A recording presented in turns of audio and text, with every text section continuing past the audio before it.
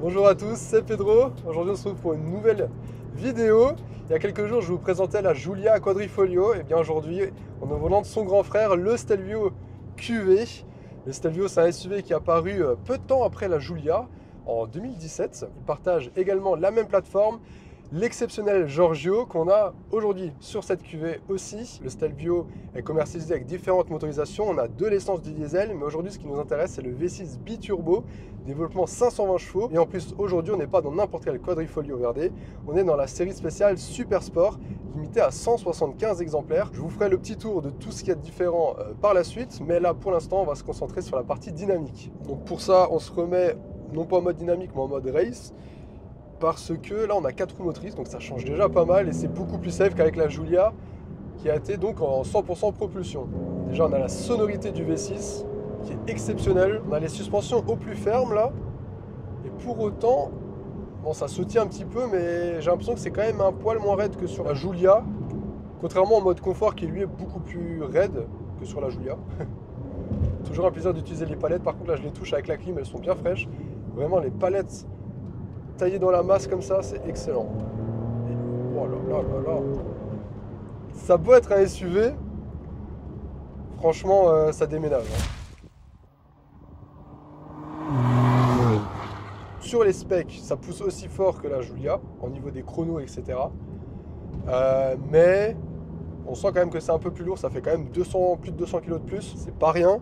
On a un centre de gravité qui est également plus haut forcément, d'autant plus que là on a le toit panoramique et non pas le toit en carbone comme sur la Giulia.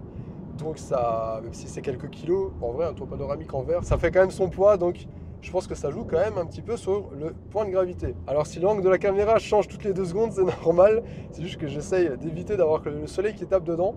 Donc comme je vous disais, les specs sont les mêmes, donc on a le 0 à 100 en 3 secondes 9, et on a toujours ces biturbos qui dès qu'ils sont là poussent de A à Z par contre.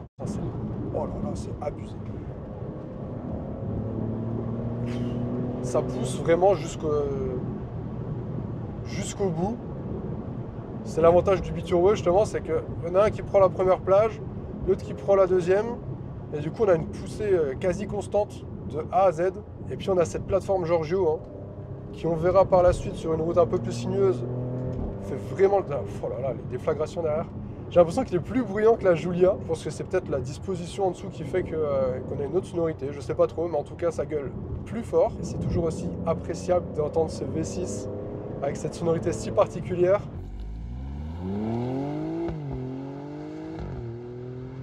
Et on arrive sur du plus sinueux. Oh là là. J'espère que vous entendez bien l'échappement.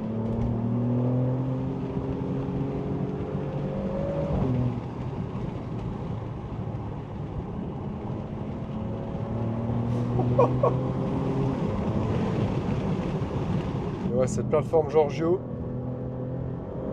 qui est déjà très dynamique sur les modèles de série, mais là en QV on sent que ça a été, on a vraiment des suspensions améliorées. Ça prend, à un moment j'ai eu l'impression que ça prenait pas mal de roulis, enfin plus que, ou autant du moins que la version de série. Je pense que mon jugement est un petit peu faussé dans le sens où je sors de la Giulia qui elle prenait pas de roulis, qui virait bien à plat, et c'est vrai que là on est quand même dans un SUV d'une tonne 8. Mais oh là là, purée, mais qu'est-ce que ça marche! Il y a des moments où on oublierait même qu'on est dans un SUV, par contre, tellement que ça bombarde. Hein. Il n'a pas volé son record en urbe, hein. Même s'il a vite été battu par, par le GLC. C'est vraiment quand même un truc exceptionnel. Et puis on a cette sonorité. Non mais là, sur les transferts de masse. Oh là là!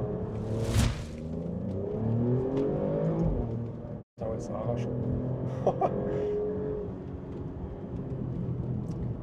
On revient dans cet enchaînement là. Et ah, là il y a eu un poil de truc, mais je suis mal rentré dedans aussi.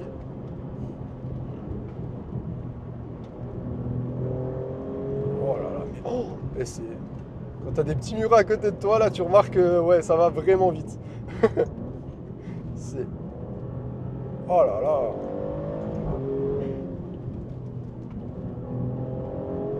Ouais, mais par contre, dès que tu remets pied dedans en sortie de virage, c'est vraiment une fusée le truc. On va se faire un petit... On va se faire un départ arrêté. Il n'y a pas de launch control par contre sur ces modèles-là. Donc on va voir ce que ça donne.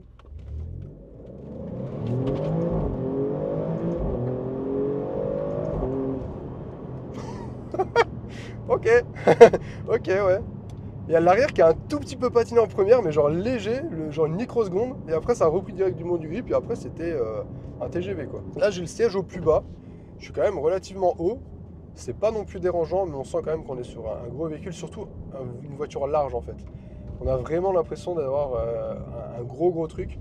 Et c'est vrai que de l'extérieur, il a quand même une sacrée dégaine. Couplé au moteur, on a la boîte de vitesse ZF à 8 rapports. Donc c'est une excellente boîte, assez rapide en conduite dynamique, notamment lors des passages de rapport, un petit peu plus lente lorsqu'on rétrograde. Il y a une petite latence à chaque fois entre chaque rapport, mais ça reste quand même une très bonne boîte qui fait bien son travail, même sur les versions QV. Bon allez, maintenant assez joué, je vais me remettre sur le côté et puis je vais vous présenter l'extérieur ainsi que l'intérieur et donc cette finition super sport.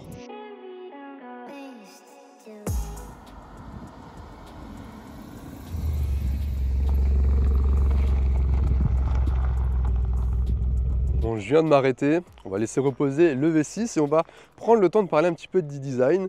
Généralement, je commence par le 3/4 avant, mais là, on va parler du 3/4 arrière. Parce que regardez-moi la dégaine qu'a ce Stelvio QV. Franchement, il est super agressif. On va encore dire que je ne suis pas objectif parce que j'adore Alfa Romeo, mais pour moi, le Stelvio, c'est l'un des plus belles SUV du marché parce qu'il a des lignes très sensuelles.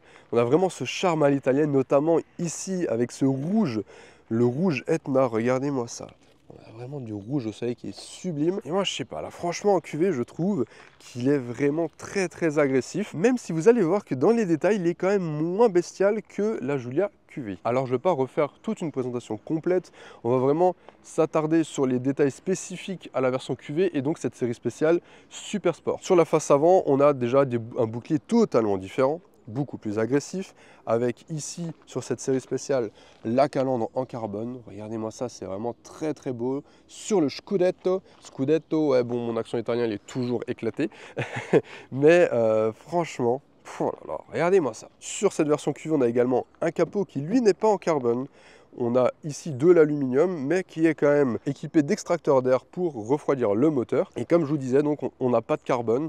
Le toit n'est pas non plus en carbone. Et voilà, c'est ces petites touches-là qui me montrent que c'est quand même moins radical. En fait, j'ai l'impression que celui-ci a été transformé en QV alors que la Giulia était prévue en QV.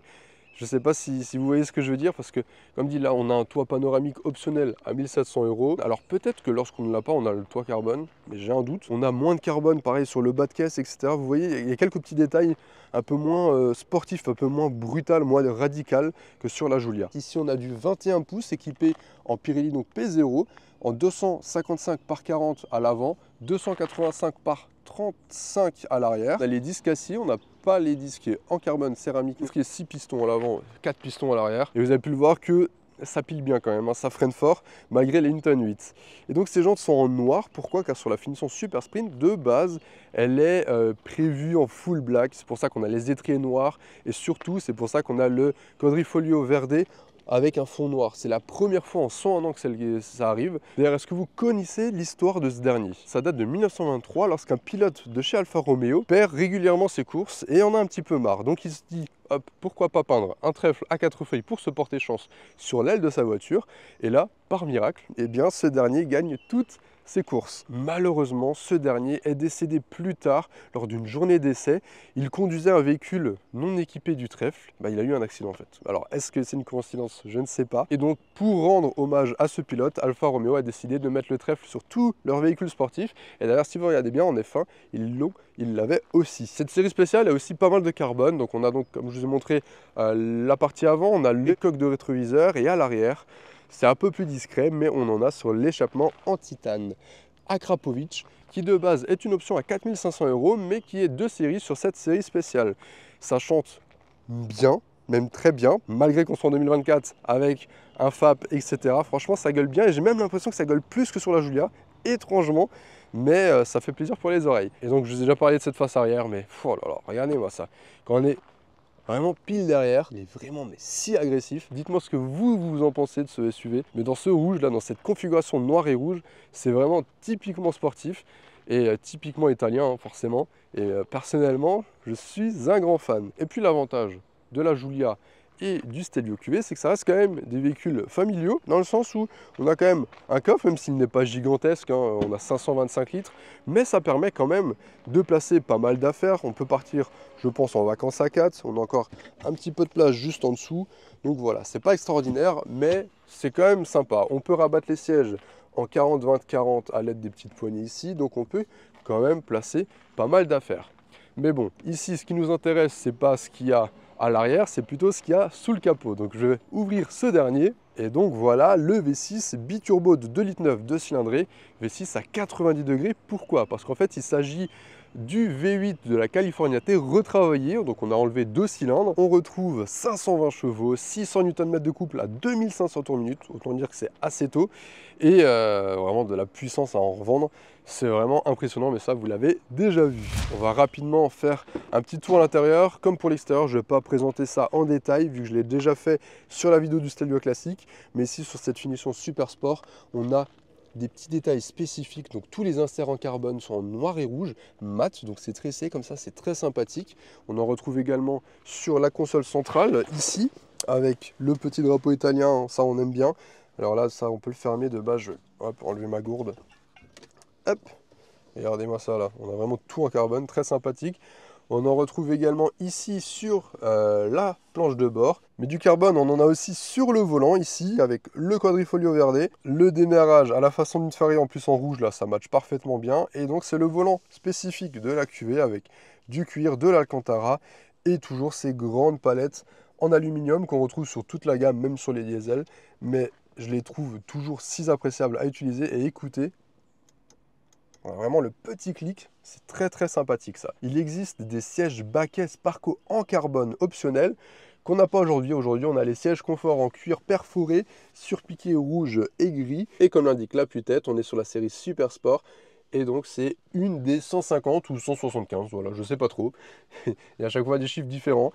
Mais en tout cas, ça reste une série limitée. Et j'ai quand même énormément de chance de pouvoir l'essayer parce que dans le monde 175, c'est vrai que c'est quand même pas beaucoup. Et ça me fait extrêmement plaisir, surtout que jamais de la vie j'aurais pensé pouvoir essayer ni ce Stelvio QV, ni cette Giulia QV. Et ça, c'est en partie grâce à vous, donc déjà merci à vous, parce que c'est grâce à vous qu'aujourd'hui je vous présente ça. Donc franchement, ça me fait extrêmement plaisir. Comme dit, je ne vais pas revenir sur le système d'infodivertissement, etc. Mais je voulais quand même vous montrer ça. On a les indicateurs techniques, donc on a la pression de l'huile, du turbo, ainsi que le couple en direct. La température.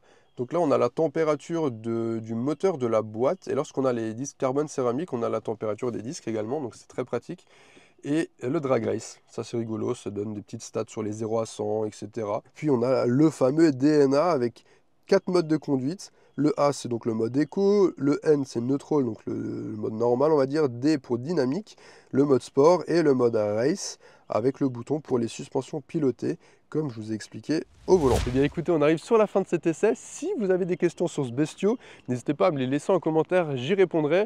Si cet essai vous a plu, lâchez un petit j'aime, abonnez-vous à la chaîne si ce n'est pas encore fait, c'est très important. Je sors une vidéo tous les dimanches soirs, et là en septembre, je vais sortir 8 vidéos, c'est-à-dire qu'on aura 4 essais classiques le dimanche soir, et le mercredi, je vais vous sortir des essais abonnés. Il y aura normalement 2 Alfa Romeo que j'ai hâte de découvrir, une GT avec le V6 Busso et une 147 GTA, donc j'ai vraiment hâte de découvrir ça. En attendant, je vous dis à très bientôt pour de prochaines vidéos. Allez, salut!